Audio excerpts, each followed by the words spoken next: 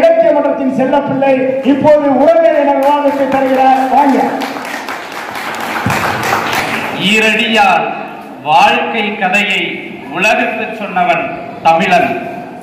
கீழடியில் உலகின் கதையை விவரித்துக் கொண்டிருக்கிறது தமிழ்.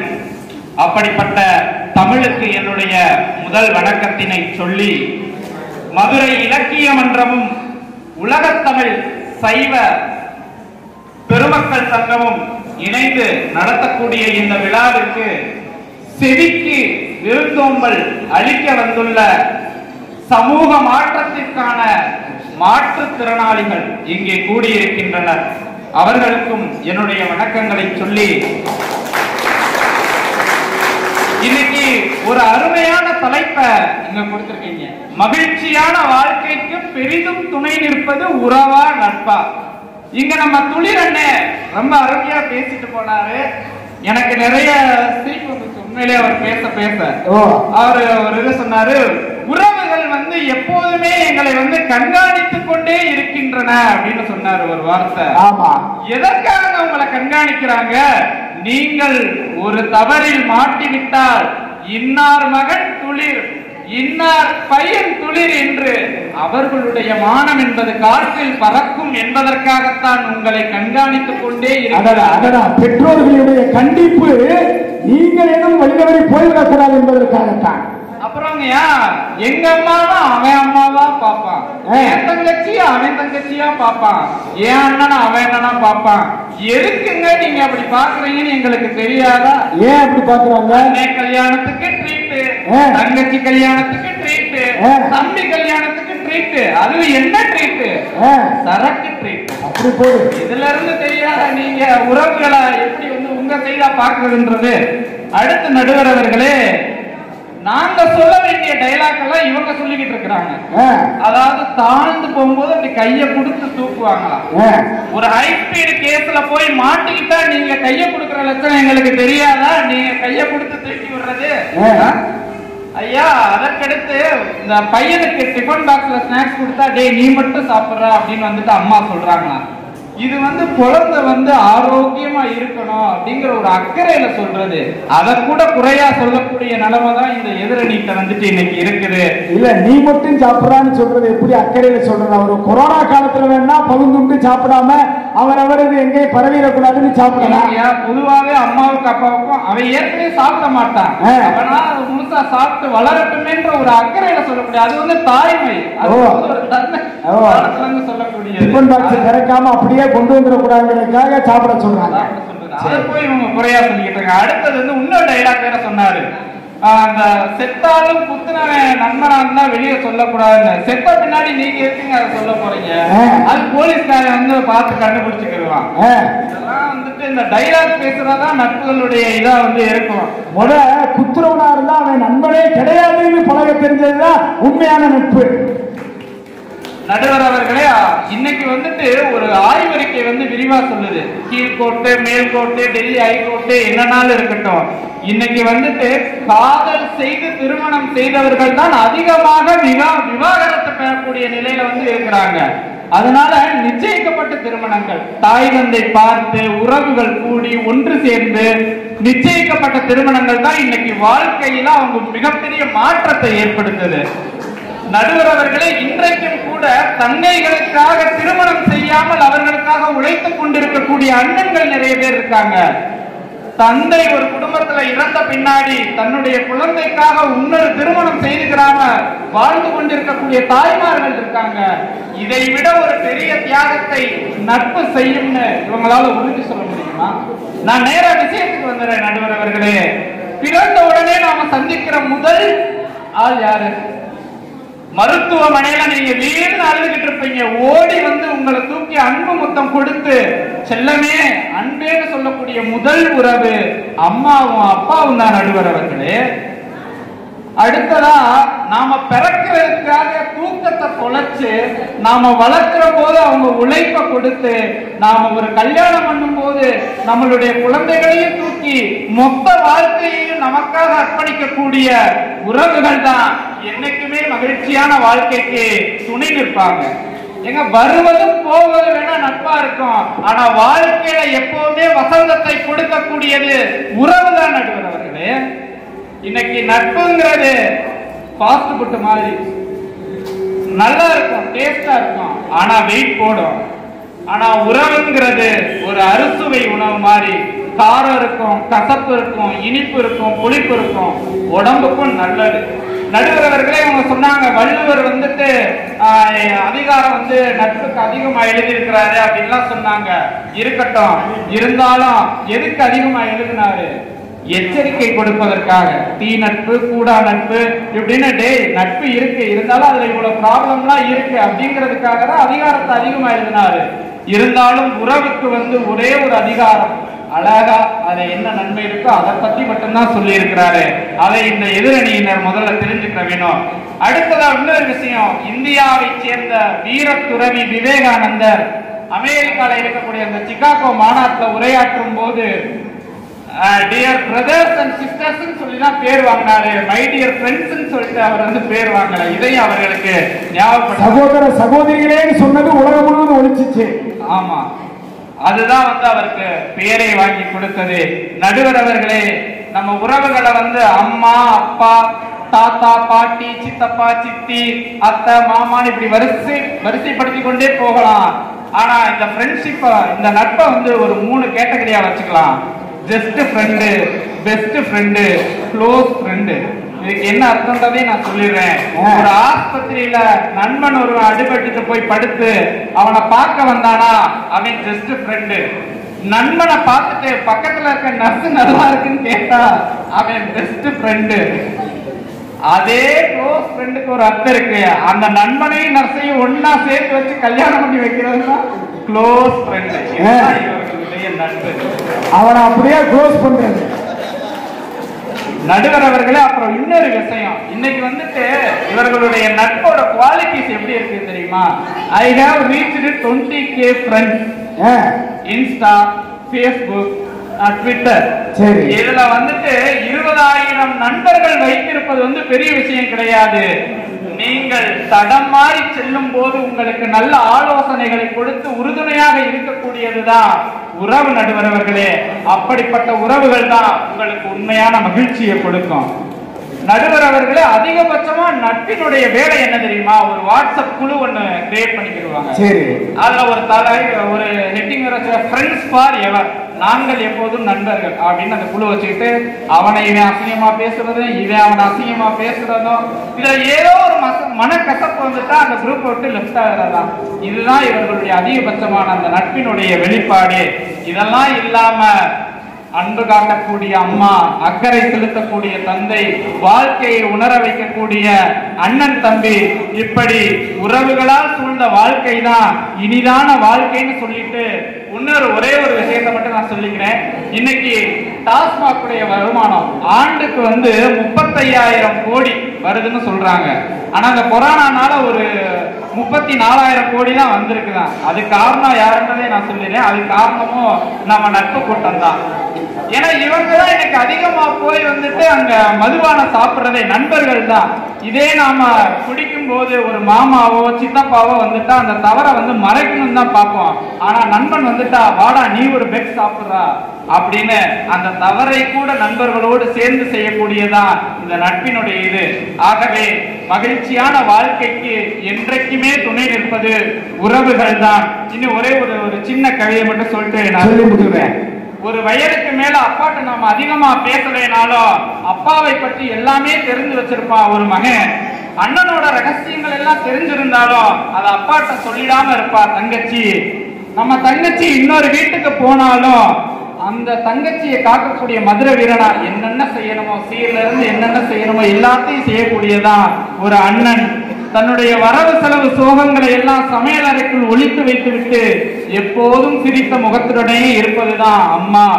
உழைத்த களைப்போடு வீடு வந்த போதும் பிள்ளைகளின் முகத்தை கண்டதும் சந்தோஷம் அடையக்கூடிய அப்பா.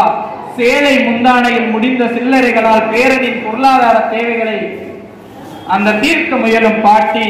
இதுதாங்க வாழ்க்கையில மிகப்பெரிய சந்தோஷம். நாளைக்கு புத்தாண்டு, நல்லதொரு புத்தாண்டை உங்கள் உறவினர்களோடு உறவுகளோடு உற்சாகமாக கொண்டாடுங்கள். மாவண்ண மணியந்த பிரபு நாளைய புத்தாண்டை நல்ல உறவுகளோடு நண்பர்களோடு கொண்டாடுங்கள் என்று இருவரையுமே வாழ்த்தி பேசியிருக்கிறார். உறவுக்காக தாய் தந்தையினுடைய கஷ்டத்தை அவர்கள் நம் மீது காட்டுகிற அன்பை எல்லாம் பட்டியலிட்டு பேசினார். அற்புதமான பேச்சு. அடிக்கடி பேசி மகிழ்விக்கக்கூடிய மணிகண்ட பிரபு புதிய தலைமுறை நிருபராக ஆனதற்கு பின்னால் அவரை நாங்கள் மேடை ஏற்றி பேச வைக்கவில்லை. நீண்ட காலம் கழித்து மேடையிலே பேச வந்தாலும் கூட அந்த பேச்சு துணி மாறாமல் பேசி இருக்கிற அன்பு பிள்ளைக்கு என்னுடைய வாழ்த்துக்களை சொல்லி அல்வா நகரத்து இந்த சிறியவனின் சிரம் தாழ்ந்த வணக்கம். நல்லதொரு தலைமையை வணங்கி சிறந்ததொரு தலைப்பு, மகிழ்ச்சியான வாழ்க்கைக்கு பெரிதும் துணை நிற்பது உறவா நட்பா. தலைப்பை கொஞ்சம் நல்ல பாருங்க. மகிழ்ச்சியான வாழ்க்கைக்கு பெரிதும் துணை நிற்பது. 2 நாள் உடம்பு சரியில்லாம ஹாஸ்பிட்டல்ல அட்மிட் ஆனா கூட இவங்க துணைக்கு நிக்க மாட்டாங்க சொந்தக்காரங்க. இவங்க மகிழ்ச்சியான வாழ்க்கைக்கு துணை நிற்பாங்க. வந்து எட்டி பார்த்து, ஏன் 3வது வீட்டு முனியம்மாவுக்கு இப்படித்தான் இருந்துச்சு, என் பொண்டாட்டியோட நாத்தனாருக்கு இப்படித்தான் இருந்துச்சு, 3 நாள்ல செத்து போயிட்டான். அதுலயே பாதி அவன் செத்து போயிடுவான். இப்படிப்பட்ட உறவுகள் தான் அதிகம் நடுவர்களே. அடுத்ததா என்னுடைய அருமை ஐயா முத்துமுருகன் ஐயா நிறைய பேசினாங்க. ரொம்ப லைட்ஸ் கேட்டோம்.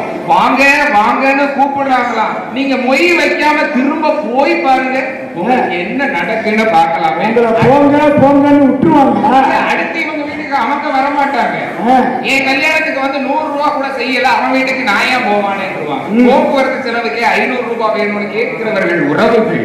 அடுத்து கர்ணனை பற்றி கூறினீர்கள், ஒரு பாடலை அழகாக பாடினீர்கள். அந்த கர்ணன் நட்புக்கு உதாரணம் இல்லை என்று சொல்லவில்லை. ஆனால் அந்த கர்ணனும் கெட்டு, அந்த கர்ணனோடு சேர்ந்து துரியோதனனும் கெட்டு, அந்த ஒட்டுமொத்த 100 பேரும் சாக காரணம் சகுனி என்ற ஒரு மாமா. அடுத்து ஆழம் விழுது போல் உறவு அடிமரத்தை அவிழ்க்க அறுத்து விட்டதே. மரத்தை அரிச்சிட்டு விழுந்து இருந்து என்ன பிரயோஜனம்? அதுக்கடுத்து தாயும் தந்தையும் கொடுக்காத மகிழ்ச்சி நட்பு கொடுக்குமா?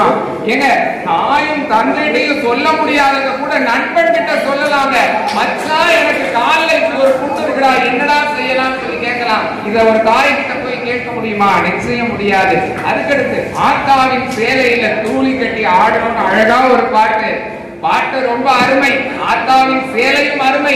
ஆனால் அந்த ஆத்தா இப்பொழுது இருப்பது முதியோர் இல்லத்தில், சேலை இருப்பது வீட்டு பீரோவில், இவர் இருப்பது அன்னை இல்லத்தில். அப்படித்தானே? அடுத்து பட்டினத்தார் பாடலை நீங்கள் மேற்கோள் காட்டினீர்கள், பேசினீங்க. அந்த பட்டினத்தாருக்கு அப்பத்தில் விஷம் வைத்து கொடுத்தது யார் என்று நீங்கள் தெளிவுபடுத்தினால் இந்த தலைப்பிற்கு ஏற்றார் போல் இருக்கும் என்று நான் எண்ணுகிறேன். அடுத்து இன்று வரை நடந்தது போகட்டும் போகட்டும் சொன்னீங்களே. எங்க கிராமத்துல திருநெல்வேலி பக்கம் வந்தா சொல்லுவாங்க, தலைவாழை இலை போட்டு 16 வகை கறி வைத்து ஆட்டுப்புழுக்கையும் அள்ளி வச்ச மாதிரி அப்படின்னு. இப்படித்தான் பெரும்பாலான உறவுகள். அதற்கு அந்த வரிசையில இருக்கிறவங்க அந்த உறவுகளையும் சொல்லக்கூடிய 3 பேருக்கு சரக்கடிக்கிறத தவிர வேற எதுவுமே தெரியாதுன்னு நினைக்கிறேன். 3 பேரும் சரக்கு பாட்டிலோட தான் வந்திருக்காங்க. தவறாக சொன்னார்கள். இந்த 3 பேருக்கு அதை பத்தி ஒண்ணு கூட தெரியாது. சமூகத்தில் இருப்பதை பார்த்து படம் பிடித்து காட்டுகிறார்கள். அவர்களுடைய நட்புகள் பெரும்பாலும் அப்படி இருந்திருப்பார்கள். அவர்கள் பார்த்த நட்புகள் அப்படி இருந்திருக்கலாம் என்று நினைக்கிறேன். 3 பேரும் சரக்கை பற்றியே பேசினார்கள். ஆனால் எத்தனை நட்புகள் நம்மை நல்வழியில் திருத்தி செல்கின்றன. இன்று இந்த மேடையில் நான் இப்பொழுது உங்கள் முன்னே பேசிக் கொண்டிருக்கிறேன் என்றால் அதற்கு காரணம் ஐயா அவர்கள் கொடுத்த வாய்ப்பு. அந்த வாய்ப்பை என்னிடம் அலைபேசியில் தெரிவித்தது கவிமுத்து என்ற என்னுடைய நண்பர். இந்த நட்பு தான் இந்த வாய்ப்பை பெற்று தருகிறது.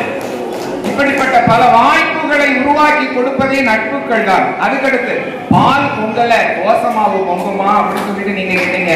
ஐயா, எந்த ஊர்லயும் பால் பொங்கும், தண்ணி பொங்கல். அப்படி எல்லா ஊர்லயும் பால்ல தண்ணி கலக்கிறது இல்ல, தண்ணியில தான் பாலை கலக்குறாங்க. அதுக்கடுத்து புல்லானாலும் கணவன், புல்லானாலும் புருஷன், கல்லானாலும் கணவன். இப்ப புல்லா போட்டு அடிக்கிறதுனால புருஷன், காலால எட்டி மிதிக்கிறதுனால கணவன் மாறி போச்சு. இப்படி நிறைய சொல்லலாம் நடுவர் அவர்களே. பொதுவாக பொருளாதார ரீதியாக இருக்கட்டும், ஒரு தன்னம்பிக்கை வரக்கூடிய ஒரு சூழலாக இருக்கட்டும், ஒரு தைரியத்தை கொடுப்பதாக இருக்கட்டும், ஒரு சிக்கல்ல மாட்டிட்டோம் அப்படின்னா முதலாவதாக நாம் தேடுவது நட்பாகத்தான் இருக்கும். நடுவர் அவர்களே, என்னுடைய பள்ளியில் ஒரு நாள் நடந்த நிகழ்வை இங்கே மேற்கொள்ள என்னுடைய வகுப்பறையில ஒரு 20 பசங்க, உங்ககிட்ட 20 பிள்ளைங்க படிக்கிறாலாம் கேட்காதீங்க, 20 பிள்ளை படிக்குது. அதுல ஒரு நாள் 11 மணி இருக்கும். ஒரு பையன் வேர்த்து விறுவிறுத்து ஓடி வரா. இல்லை, ஹார்ட் அட்டாக்டா, சீக்கிரம் வாடா, உடம்பு சரியில்லடா. அந்த பையன் கேட்கிறான், ஒரு பையன் பேரை சொல்லிட்டு அந்த பையன் கேட்கிறான், யாருக்குடா? அவன் கேட்கிறான், ஏய் நம்ம அம்மாக்கு ஹார்ட் அட்டாக்டா, வாடா. அதனால ஏன் நான் கேட்கிறேன், நீ யாருடா? நான் அவன் ஃப்ரெண்டுங்க. நீ என்ன படிக்கிற? நான் 7ஆம் கிளாஸ் படிக்கிறேன். இவன் 4ஆம் கிளாஸ் படிக்கிறான். 7ஆம் கிளாஸ் படிக்கிற ஒரு பையன் 4ஆம் கிளாஸ் பையனுக்கு ஃப்ரெண்டு. அந்த ஃப்ரெண்டு சொல்றான், ஓ அம்மாக்கு ஹார்ட் அட்டாக்னு சொல்லல, நம்ம அம்மாக்கு ஹார்ட் அட்டாக், உடம்பு சரியில்லைன்னு சொன்னான். இதுதாங்க நட்பு. Super super. இந்த மாதிரி நிறைய சொல்லலாம். திருவள்ளுவரே சொல்லியிருக்காரு, உடுக்கை இழந்தவன் கை போல ஆங்கில் இடுக்கன் களைவதாம் நட்பு. ஒரு துன்பம் வரும்போது தேடுறது நட்பு மட்டும்தாங்க. என்னுடைய வாழ்க்கையிலேயே நான் பார்த்திருக்கிறேன். நான் ஒரு சிக்கலில் இருந்த பொழுது எனக்கு பெரும்பாலும் உதவியது என்னுடைய நட்புகள் தான். மாதா, பிதா, குரு, தெய்வம், அதற்கு அடுத்து நட்பு என்று இன்று எழுதியிருக்கலாம், எழுத வேண்டும். அடுத்து நீங்க எல்ஐசி ஆபீஸ்க்கு போயிருக்கீங்களா? இங்க இருக்கிற யாராவது அந்த எல்ஐசி ஆபீஸ்ல பேனர்ல போட்டிருப்பாங்க, எல்ஐசி உங்களின் நண்பன் அப்படின்னு. ஏன் உங்களின் அத்தை, உங்களின் மாமா, உங்களின் சித்தப்பான்னு போடல? அருமை அருமை. ஏன்னா இறந்ததுக்கு அப்புறம் துணை இருக்கிறது நண்பன். நம்ம வாழ்க்கைக்கு அப்புறம் இந்த எல்ஐசி நம்ம வீட்டுல இருக்கிறவங்களுக்கு உதவட்டுமேங்கிறதுக்காக தான் நம்ம எல்ஐசி போடுறோம்.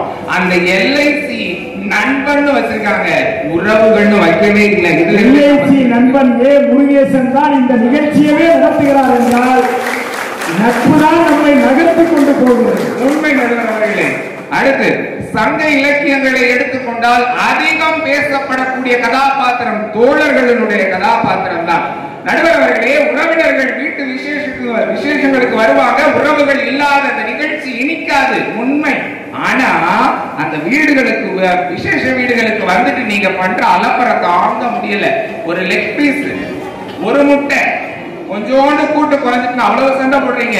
எங்க கல்யாண வீட்டுல சண்டை போட்டா பரவாயில்லங்க, ஒரு ஆண் இறந்து அந்த இறந்த உடலை அப்புறப்படுத்துவதற்கு முன்பாக வாசலிலே நின்று அவ கழுத்துல கிடக்கிற செய்தி எனக்கு தான் வேணும், அவ வீட்டை யாருக்கு எழுதி வச்சான்னு வெளியில உட்கார்ந்து சண்டை போடுறீங்களே, இதெல்லாம் உறவுகளா? இப்படிப்பட்ட உறவுகளோடு நாம் வாழ வேண்டுமா?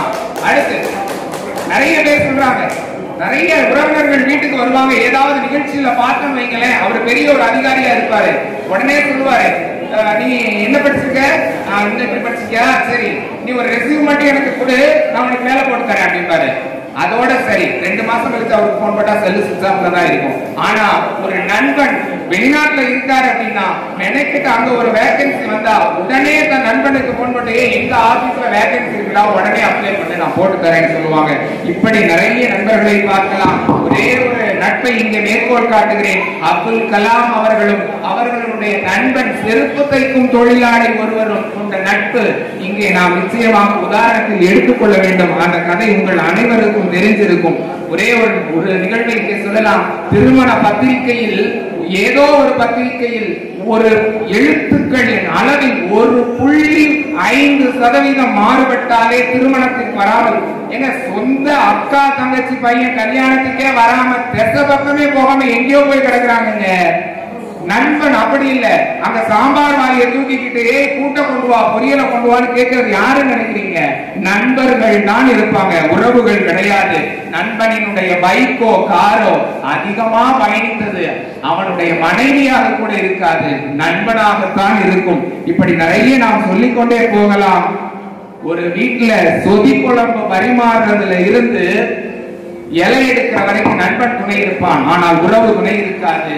அந்த சொதி குழம்புன்னு சொன்னா நீங்க எல்லாரும் கண்டுபிடிச்சிருப்பீங்க. எங்க ஊரு ஃபேமஸ், ஒரு நாள் வாங்க வந்து சாப்பிட்டுட்டு போகலாம். இப்படி நிறைய சொல்லலாம்.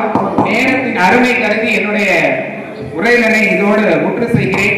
வாய்ப்பளித்த அத்துணை நல் உள்ளவர்களுக்கும் நெஞ்சம் நிறைந்த நன்றிகளை தெரிவித்து, ஐயா அவர்கள் பல மேடை கொண்டவர், நிச்சயமாக நல்லதொரு தீர்ப்பினை வழங்குவார் என்ற நம்பிக்கையோடு அல்லி நகரத்தில் இருந்து நான் மீண்டும் அல்வா நகரத்துக்கு போகிறேன். அவர் தீர்ப்பை எங்கள் பக்கம் வழங்கினால் நிச்சயம் அடுத்த முறை அல்வாவோடு வருகிறேன் என்று கூறி விடைபெறுகிறேன். தொடக்கத்திலே அல்வாவை கொடுத்தீங்களா?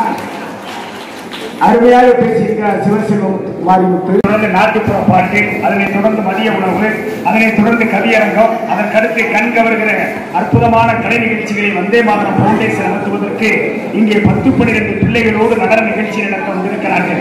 இத்தனையும் ஒட்டுமொத்தமாக முடித்து 3:30 மணிக்கெல்லாம் உங்களை அனுப்ப வேண்டும் என்கிற உத்தரவாதத்தை தந்திருக்கிறோம். இதற்கு இடையிலே தீர்ப்பு சொல்வதற்கு முன்னால் ஒரு தீர்ப்பு சொன்னதை போல ஐயா பாண்டியன் அவர்கள் அதை ஒரு உருக்கமான தீர்ப்பாக சொல்லி சென்றிருக்கிறார். சென்றதற்கு பின்னால் இந்த பட்டிமன்றத்தில் ஒரு தீர்ப்பை ஒரு நடுவர் அணுக வேண்டும் என்று சொன்னார். அதுக்கு இந்த அமணி மாரசாமி கொஞ்சம் மெனக்கிடணும். அந்த நேரம் மட்டும்தான், வேற ஒண்ணும் இல்லை. அதாவது உறவு என்பது நம்முடைய வாழ்க்கையிலே தீர்மானிக்கப்பட்டது. உறவு இன்னார்தாங்கிறத நம்ம தேர்ந்தெடுக்க முடியுமா? முடியாது. ஆனா நண்பன் யார் என்பதை நம்ம தேர்ந்தெடுக்கலாம். இந்த நண்பனை வச்சுக்கலாமா, இந்த நண்பனை வச்சுக்க வேணாமா என்று தேர்ந்தெடுக்கக்கூடிய ஒரு உரிமையும் தேர்ந்தெடுக்கக்கூடிய வாய்ப்பு நமக்கு இருக்கிறது. உறவுகளை தேர்ந்தெடுக்கக்கூடிய வாய்ப்பு நமக்கு அல்ல, அது நம்மோடு சேர்ந்தே இருப்பது உறவு. இதுதான் உறவுக்கும் நட்புக்கும் உள்ள வித்தியாசம். அதுக்கப்புறம் பாத்தீங்கன்னா நட்பை பற்றி பேசுகிற போது சொன்னாங்க, நட்பு உயிர் கொடுக்கும் என்று சொன்னார்கள். உள்ளபடியே உண்மை. இங்கே நான் தொடங்குற போது ஒரு நண்பரை அடையாளப்படுத்தினேன், மனோராஜ், எங்கள் நாகமலை நண்பர்கள் மையத்தினுடைய அருமைக்குரிய நண்பர். அவர் ஒரு விஷயத்தை சொன்னார் என்னிடத்திலே. ஒருவனுக்கு நோய்வாய்ப்பட்டு ஆபரேஷன் செய்வதற்கான இக்கட்டான சூழல், கூட இருப்பதெல்லாம் உறவுகள் தான். அங்க போய் இருப்பாங்க, பாத்துக்குவாங்க, அதெல்லாம் பார்க்காம இருக்க மாட்டாங்க, இருப்பாங்க. இன்னைக்கு உறவு தான் முதல் நிற்கும். அப்படி இருக்கிற போது அங்க திடீர்னு O பாசிட்டிவ் ரத்தம் தேவைப்பட்டிருக்கு அறுவை சிகிச்சைக்கு. O பாசிட்டிவ் உள்ள உறவே அந்த கூட்டத்தில் இருக்கிறாரு. ரத்தம் கொடுக்க வேறு 2 பாட்டில் யாரு கொடுக்கிறது அப்படின்னு கேட்டா O பாசிட்டிவ் உள்ள உறவே இல்ல எனக்கு அது இல்ல, எனக்கு அதெல்லாம் இல்ல அப்படின்றாரு. அதே அந்த ஆபரேஷனுக்குரியவனுடைய மகன் கல்லூரியில படிக்கிறான். அவன் இந்த பதிவை வாட்ஸ்அப்ல போடுறான், என் அப்பாவுக்கு ஆபரேஷன், O பாசிட்டிவ் தேவைப்படுது, எனக்கு 2 பாட்டில் ரத்தம் வேணும்னு 11 மாணவர்கள் உடன்படித்த நண்பர்கள் அங்கே போய் வரிசையில் நிற்கிறாங்க. நட்பு உயிர் காப்பது என்பது அன்றும் உண்டு, இன்றும் உண்டு. அது வாழ்க்கையிலே நாம் நடந்து கொண்டிருக்கிறது, நாமும் பார்த்து கொண்டிருக்கிறோம். இந்த நட்பை விடவா உறவுகள் உதவிவிடும் என்ற அடிப்படையிலே கேட்டார்கள். LIC கூட இங்கே அற்புதமாக சொன்னார்கள், நம்முடைய நட்பு நம்முடைய நண்பர்கள் என்று. LIC நண்பர்கள், இதை போல சொல்லுகிற எல்லாத்தையும் நண்பர்களா ஏற்றுக்க முடியுமா? உறவு என்ற அணி பேசியது அதுதான். நட்பு என்றால் யாரை நட்பாக ஏற்றுக்கொள்வது? அந்த நட்புக்கு ஒரு இலக்கணம் வேண்டாமா? போற போக்குல எல்லாத்தையும் நட்பு, காலத்துக்கு ஏற்ற மாதிரி இடத்துக்கு ஏற்ற மாதிரி நட்பு மாறிக்கிட்டே இருக்குமே. நாங்க யாரோடு நிரந்தரமாக பயணிப்பது? ஒண்ணும் இல்ல. காவல்துறை உங்க நண்பன் தான் சொல்றோம். காவல்துறை நண்பனாவே பயணிக்க முடியுமா? காவல்துறை நம் மீது நண்பனாக இருக்கலாம், ஆனால் குற்றவாளிகளை கண்டுபிடிக்கக்கூடிய தடயங்களை அவர்கள் கடைபிடிக்கிற போது அவர்கள் நண்பர்களாக இருக்க முடியாது. குற்றக்கண்ணத்தோடு பார்க்கக்கூடிய அந்த பார்வைதான் இருக்கும். நட்பு என்பதை நாம் பிரித்து பார்க்கலாம். உறவு என்னைக்கு ஒரே மாதிரி இருக்கும். நமக்கு அப்பா அம்மா தாத்தா பாட்டி மாமா அத்தை எல்லாருமா இருந்து வாழ்ந்த பூமி இந்த பூமி. இன்றைய இளைய தலைமுறைகள் அவைகளில் இருந்து விலகிவிடக் கூடாது என்பதற்காக உறவுகளை தூக்கி பிடிக்கக்கூடிய ஒரு உன்னதம் வேண்டும்ங்கிறது உறவுங்கிற அணியில பேசியவருடைய பேச்சு. இப்ப நண்பர்கள் அப்படித்தான் பார்க்கலாம். இடத்துக்கு இடம் நட்பு மாறும். வேலை பார்க்கிற இடத்துல ஒரு நட்பு, நம்ம படிச்ச இடத்துல ஒரு நட்பு, நம்ம சிறு வயதுல சில பேரோட நட்பு பாராட்டி இருப்போம். காலேஜ் போன உடனே நட்பு மாறும். திரும்ப காலேஜ் எல்லாம் விட்டுட்டு, அது பெண்களுக்கு நட்பு என்பது கடைபிடிக்கிறது ரொம்ப ரொம்ப கஷ்டம். ஆண்கள் கடைபிடிச்சிருவான், அவன் கல்யாணத்துக்கு பின்னாலேயும் கூட நட்புறவோட இருக்க முடியும். ஆனா பெண்கள் இருக்க முடியுமா? நினைச்சே பார்க்க முடியாது. பழகிய தோழிகளை தோழமைகளை விட்டு விட்டு குடும்பத்திற்கு என்று போனதற்கு பின்னால் அங்கு இருப்பவர்களைத்தான் நீங்கள் உறவுகளாக நினைத்துக் கொள்ள முடியுமே தவிர நீங்கள் பழகிய நட்புகளை நீங்கள் நட்பாக நினைத்து பயணிக்க முடியுமானா? நிச்சயம் பயணிக்க முடியாது. நட்பிலே வேறுபாடுகள் வந்துவிடும். உறவு ஒன்றே ஒன்று இருந்து கொண்டே இருக்கும் உங்களுடைய இறுதி காலம் வரையிலும் என்று உறவை பற்றியும் நாம் எடுத்து பார்க்கலாம். அப்படியானால் நட்பிற்கு வலிமையே இல்லையா? நட்பு எதுவுமே செய்யலையா அப்படின்னு கேட்கலாம். நட்பு செய்யாததை இந்த நாட்டில் எதுவுமே செய்ய முடியாது. நட்பு செய்யாததை இந்த நாட்டில் எதுவுமே செய்ய முடியாது. ஏன் தெரியுமா? நான் கூட என்னுடைய வாழ்க்கையிலே 5 வயதில் தாயை இழந்தவன். என் தந்தை எங்களை படிக்க வைத்து ஆளாக்கி வளர்ப்பதற்காக 1ஆம் வகுப்பில் இருந்து 5ஆம் வகுப்பு வரை படிக்க வைப்பதற்கு 13 ஊர்களுக்கு பயணித்திருக்கிறார். 13 பள்ளிகளிலே சேர்த்து என்னை படிக்க வைத்திருக்கிறார். ஒரு முறை கூட உறவுகள் எங்களுக்கு உதவியது கிடையாது. செல்லும் இடமெல்லாம் நட்புதான் எங்களை வாழ வைத்தது. எந்த ஊருக்கு போனோம், யாரோட பழகணும், யாரோட உதவியை பெற்று எங்க அப்பா வாழ வச்சாரு, எங்களை படிக்க வச்சாரு. பட்டியலிட்டால் ஆயிரக்கணக்கான ஒரு பேரை பட்டியலிட முடியும். உறவுகள் எப்படி அப்படி உதவிக்கு வந்தன என்று கேட்டால் நிச்சயமாக உறவுகளின் பட்டியலை அப்படி சொல்லிவிட முடியாது. இப்படித்தான் என் வாழ்க்கையே என்று சொன்னால் எத்தனை பேருடைய வாழ்க்கையிலே அது உண்மையாக இருந்திருக்கும். எத்தனை பேர் உறவுகள் கை தூக்கி விட்டதை விட நண்பன் கை தூக்கி விட்டார், அதனால் இன்றைக்கு நான் நன்றாக இருக்கிறேன் என்று சொல்லக்கூடிய நிலையிலே பலர் இருக்கிறார். இன்றைக்கு நாகமலை நண்பர்கள் மையம் ஒரு உறவினரை போல இங்கே பழகுகிறார்கள், நட்பாக நம்மோடு இருக்கிறார்கள். அந்த நட்பு பாராட்டக்கூடிய தன்மையை தூக்கி நிறுத்துகிறார்கள். அதனால்தான் நாம் நட்பு பாராட்டிக் கொண்டிருக்கிறோம். என் வாழ்க்கையில் எப்படி நட்புறவுகள் இல்லாமல் போனால் அனாதையாக இருப்பேனோ அதை போல்தான் பலருடைய வாழ்க்கையிலே நட்புறவு இல்லை என்று சொன்னால் அனாதையாக இருப்பார்கள், வாழ்ந்து காட்டி இருக்க முடியாது என்றெல்லாம் நட்புக்குரிய சிறப்பை பற்றி நாம் பெரிதாக பேசலாம். நட்பு சாதிக்காதது எதுவுமே இல்லை. ஆனால் உறவு என்பது நம் உதிரத்தில் கலந்ததே, அதை ஒரு நிலையில் தள்ளி வைத்துவிட முடியுமா என்று ஒரு கேள்வி எழுப்பி பார்த்தால் உறவா நட்பா என்ற பட்டிமன்றத்திற்கு தீர்ப்பு கிடைத்துவிடும். உறவு நட்பு இந்த ரெண்டுமே மறுக்க முடியாதது. ரெண்டுமே நமக்கு துணை செய்வதிலே முன்னிற்பது. இதிலே பெரிதும் துணை செய்வது எது என்ற ஒரு கேள்வி வருகிற போது நட்பு எப்போது பாராட்டப்படுகிறது என்றால், நண்பர்கள் எப்போது நம்மை வளர்ப்பவர்களாக போற்றப்படுகிறார்கள் என்றால், எந்த நண்பர்கள் குடும்ப நண்பர்களாக மாறுகிறார்களோ அவர்களால் தான் நாம் வளர்க்கப்படுகிறோம். போற போக்குல வாங்க, எப்படி இருக்கீங்க, நல்லா இருக்கீங்களா, வா பங்காளி, வா மச்சி, வா மாப்பிள்ள, வா மாமா அப்படின்னு பேசிட்டு போற வெறும் வார்த்தைகளில் அல்ல நட்பு. என்றைக்கு நட்புறவு குடும்ப உறவாக மாறி, உன் நண்பன் இருக்கான்ல அவனை கூப்பிடுன்னு அப்பா அம்மா சொல்லணும்.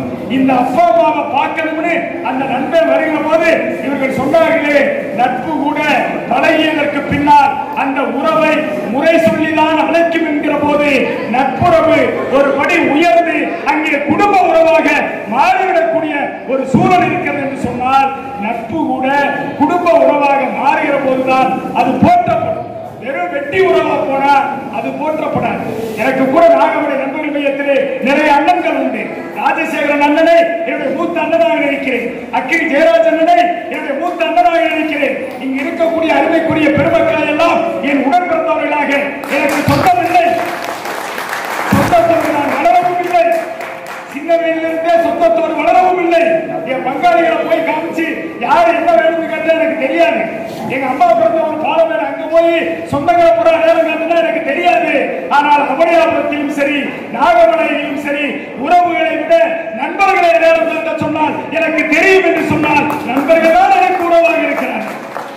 அங்க நட்பு உறவாக வளர்கிற போது, நட்பு உரிமை உள்ள உறவாக பழகுகிற போது அந்த நட்புக்கே ஒரு கிரீடம் சூட்டுவது போல ஒரு மகத்துவம் பெறுகிறது என்று சொன்னால், ஒரு நட்பு போற்றப்பட வேண்டுமானால் அது உறவாக வளர வேண்டும், குடும்ப உறவாக மாற வேண்டும். அப்படி மாறிய உறவுகள் தான் நட்பாக தொடர்ந்து உங்கள் வாழ்க்கைக்கு உதவி இருப்பார்கள். மாற்றுத்திறனாளிகளுக்கு மட்டுமல்ல, எல்லா மனிதர்களுக்குமே நட்புறவு உண்டு. எல்லாரையும் நண்பன் பட்டியலில் சேர்த்து நம்ம கொண்டாடிட முடியாது.